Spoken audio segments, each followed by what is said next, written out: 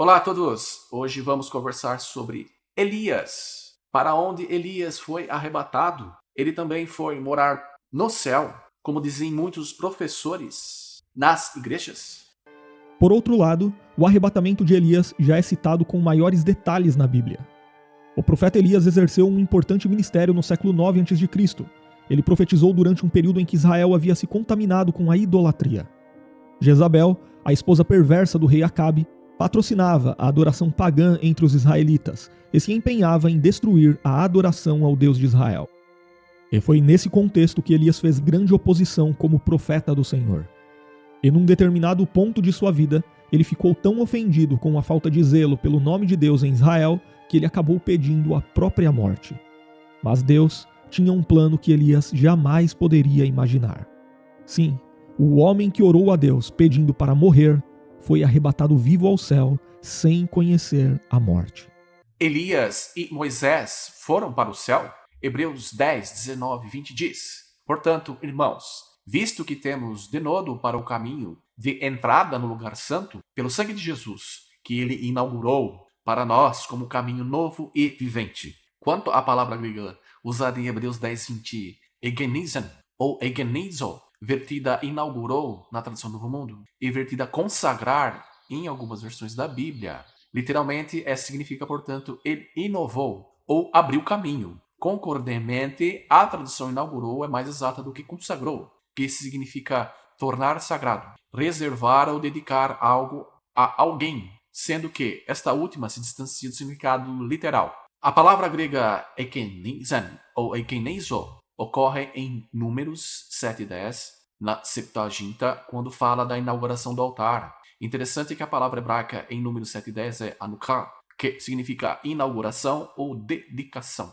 Aqui 3 Bíblias, 3 traduções para compararmos a tradução do Novo Mundo, a versão fácil de ler e a versão Palavra Viva, Novo Testamento. Na tradução do Novo Mundo, inaugurou a versão fácil de ler, o que Jesus nos abriu. E na versão Palavra Viva, que ele abriu para nós, ou seja, o caminho. Se Jesus abriu um caminho ou abriu uma porta, mostra claramente que a porta ou o caminho antes estava fechado. Então, como Elias e Moisés poderiam ter ido vivo para os céus se este caminho estava fechado até a morte e a ressurreição de Jesus Cristo? Acompanhem comigo até o final do vídeo, que vocês vão ver que os professores da cristandade estão sim mentindo. Enoque, Moisés e Elias, onde estão? Já Moisés tinha 120 anos de idade quando morreu. Atestando seu vigor natural, a Bíblia comenta, em Deuteronômio 34, de 5 a 7, seu olho não se havia turvado e seu vigor vital não lhe havia fugido. Ele foi sepultado por Jeová no lugar nunca descoberto. Isto provavelmente foi para impedir que os israelitas fossem enlaçados pela adoração falsa, por fazerem da sepultura dele um santuário. O diabo evidentemente desejava usar o corpo de Moisés para uma finalidade assim, porque Judas, discípulo cristão e meio-irmão de Jesus Cristo, escreve: quando Miguel, o arcanjo, teve uma controvérsia com o diabo e disputava acerca do corpo de Moisés, não se atreveu a lançar um julgamento contra ele em termos ultrajantes, mas disse: Jeová tem censure. Isso está em Judas 9. Antes de passar para Canaã, sob a liderança de Josué, Israel guardou 30 dias de luto por Moisés. Isso está registrado em Deuteronômio 34, 8. Hebreus 9, 27 diz: E assim como aos homens está ordenado morrerem uma só vez, vindo depois o juízo. E Romanos 5,12 diz: Portanto, assim como por um só homem entrou o pecado no mundo, e pelo pecado a morte, assim também a morte passou a todos os homens, porque todos pecaram. Nesses cursos da Bíblia, professores dizem que o espírito sobrevive à morte e pode ir para o céu. Mas veja no Dicionário Internacional de Teologia do Antigo Testamento, nas páginas 227 e 228, o espírito, neste contexto, parece ser primariamente o princípio vivificante ou fôlego de vida. Manda conferir Gênesis 2:7 e Salmo 104 e 29, que mostra como Deus fez os homens. Então, esse espírito não é algo que sai do corpo humano na morte, mas é o sopro, ou a força da respiração da vida. A Igreja Católica também se envolveu com este assunto e, não sabendo explicar sobre o que acontece no momento da morte, eles criaram a doutrina do limbo católico. Na matéria Doutrina Católica, o limbo dos patriarcas do Catecismo do Concílio Tridentino de 1992 diz: no limbo, Jesus concedeu às almas dos santos do Antigo Testamento os benefícios do seu sacrifício expiatório. Estas almas foram então alcançadas pelo sangue do Cordeiro. Romanos 3,25. Não houve uma descida literal de Cristo ao inferno, mas sim ao limbo dos patriarcas. Então, os católicos passaram a ensinar que Jesus não esteve no inferno falando com os mortos, mas teria ido para o limbo, um lugar também onde ficariam trancadas crianças que morreram sem o batismo. Esse debate ainda continua perturbando professores católicos, mas em 2007 o Vaticano decretou o fim do limbo para não batizados. Este é o jornal G1 do Globo.com, que diz: Comissão Teológica Internacional da Igreja enterrou o conceito. O documento diz que o limbo reflete uma visão excessivamente restritiva da salvação. A igreja fala isso daqui. Não existe aquele negócio de limbo. Limbo não é dogma de fé, nunca foi. O que era o limbo? Antigamente, quando eu era criança, assim, a criança que morreu sem batismo, ela vai para o limbo. O que se entendia do limbo? Um lugar que não tem nem alegria e nem sofrimento. Era assim um nirvana, uma coisa neutra. Não, não existe isso. O seio de Abraão, que é considerado ainda hoje em muitas igrejas como um lugar literal, onde os mortos desencarnados ficam aguardando para entrar no céu, assim como acontece na doutrina espírita, na chamada Casa das Almas. Este é o novo dicionário da Bíblia, nas páginas 424 e 1245. A parábola do rico e Lázaro prova a imortalidade da alma? Não.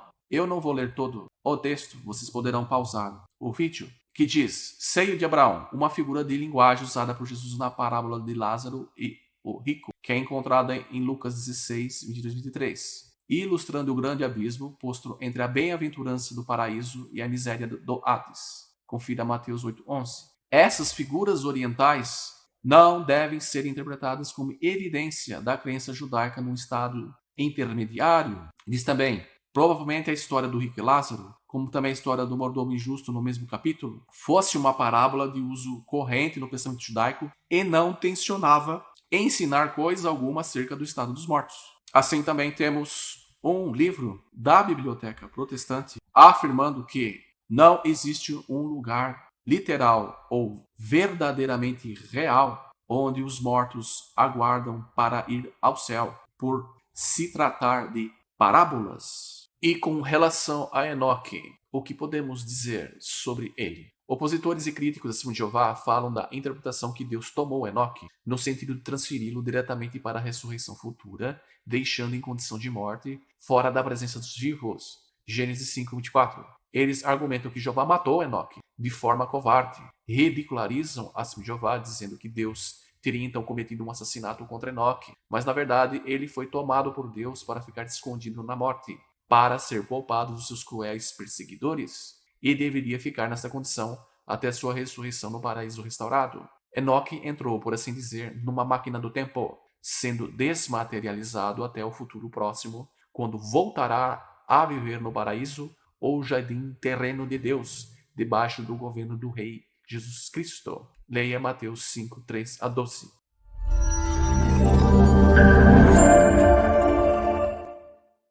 Para saber mais, eu convido todos a assistir os 2 vídeos anteriores. Espíritos em prisão eram almas mortas ou anjos? E Enoque morreu ou foi para o céu morar com Deus? Desmentindo mais 2 ensinos falsos em cursos da Bíblia. O primeiro ensino sobre a crença muito aceita pelas igrejas da cristandade, a ressurreição de Elias, Enoque e Moisés, antes de ocorrer a morte e ressurreição do Messias, enviado por Deus Jesus Cristo, foi de fato colocado em dúvida pela reforma protestante, contrariando centenas de professores católicos e evangélicos. A Bíblia diz tudo de que, no livro de Mateus, na nota 27:53a, nos oferece mais informações, que diz: eles, os mortos antes de Cristo, não poderiam sair antes das suas sepulturas, porque Cristo precisava ressuscitar primeiro e entrar na imortalidade. Lembrando que, antes de Jesus morrer e ressuscitar, esta porta para ir para os céus permanecia sempre fechada. O novo comentário da Bíblia de F. Davidson, na nota de Hebreus 10:20, diz que a nova possibilidade aberta para todos os crentes é o livre acesso à presença de Deus. Há um caminho que foi inaugurado para nós por Jesus, nosso precursor. Este caminho é novo, isto é, não existia sob a antiga dispensação e é vivo ou eficaz. O véu mediante o qual Jesus abriu esse caminho foi sua carne humana, pois quando seu corpo foi partido em morte sacrificial, o véu do templo simbólico foi rasgado de alto a baixo. Portanto, podemos ter a alegre confiança de entrar até a presença de Deus por meio do sangue, isto é, a morte, o sacrifício realizado e eficaz de Jesus. O caminho permanece aberto sem obstáculos. E o comentário bíblico Epístolas aos Hebreus diz: sacrifício e oferta não quiseste, mas corpo me preparaste. Esta expressão aponta para o corpo humano de Jesus Cristo, que foi preparado por Deus no ventre da Virgem. Foi, portanto, este corpo que foi oferecido a Deus como sacrifício propiciatório pelos santos e pela humanidade. Esses santos aqui não são os santos católicos, são os santos com relação a anjos ou espíritos que ministram na presença de Deus. O segundo ensino falso neste estudo é sobre ninguém subiu ao céu para trazer o evangelho. Certo comentarista afirmou que João 3,13 indica que ninguém subiu ao céu para expor na terra as coisas celestiais. Contudo, tal afirmação é ir além do que está escrito. 1 Coríntios 4,6. Pois Jesus apenas afirmou que nenhum homem subiu ao céu, a não ser aquele que desceu do céu, o Filho do Homem. Jesus deixou bem claros os requisitos para ir para o céu: ser batizado em água e espírito, conforme ele mesmo disse em João 3,5. Porém, o batismo em água só começou com João Batista, e o Filho de Deus, Jesus, como homem terreno, foi o primeiro a ser batizado em espírito e água. Na verdade, os chamados patriarcas ainda não foram ressuscitados e não serão ressuscitados antes do milenar governo de Cristo, quando eles serão tirados do Hades, que é a sepultura comum da humanidade. Leia João 5:28. No próximo vídeo, não percam, vamos ver na Bíblia para onde Elias foi arrebatado, sendo que ele estava impedido de entrar nos céus, porque as portas ainda estavam fechadas. Para onde ele foi? Onde Elias será ressuscitado? Ele e Moisés são as duas testemunhas que virão e terão que morrer. Ative o sino do canal e convide a sua família para assistir. Um abraço a todos. Tchau.